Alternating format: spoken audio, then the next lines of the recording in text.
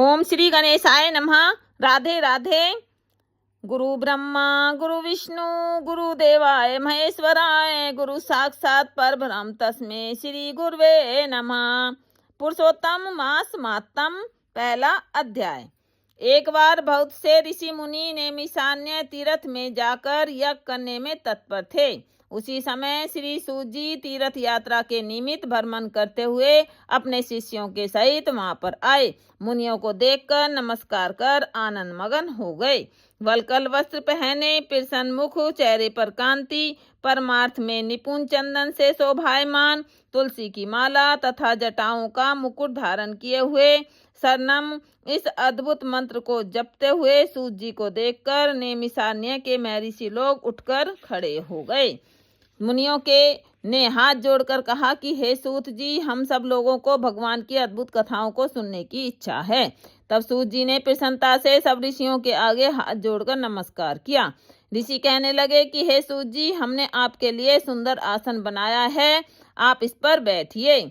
आप बड़े भाग्यवान हैं। आपने गुरु की कृपा से भागवत के रहस्यों का वर्णन करने की शक्ति प्राप्त की है। इस संसार सागर में हजारों बातें सुनने योग्य हैं, परंतु उनमें जो भी सार वस्तु हो, संसार सागर डूबते हुओं को पार करने के लिए जो शुभ श्रेष्ठ कथा आपके विचार में हो, वही बतलाइए।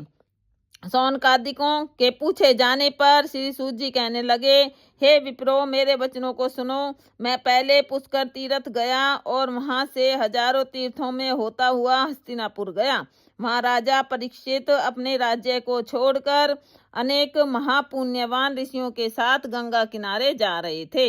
उनमें अनेक सिद्ध योगी और महासिद्ध मुनि थे।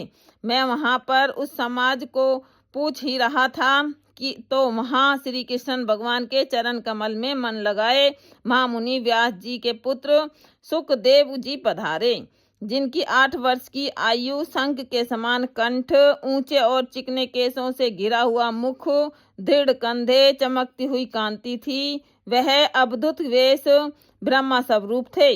ऐसे महामुनि सुखदेव जी को देखकर सब मुनि के हाथ जोड़कर खड़े हो गए। तब मुनियों के बताए हुए कमल चक्र जैसे ऊंचे आसन पर सुखदेव जी को बिठाया गया। उस आसन पर बैठे हुए ज्ञान समुद्र के चंद्रमा सुखदेव जी ऋषियों की पूजा को ग्रहण कर ऐसे शोभायमान हुए जैसे तारागण में चंद्रमा शोभायमान होता है। इति पुरुषोत्तम मातम पहला अध्याय संपूर्ण।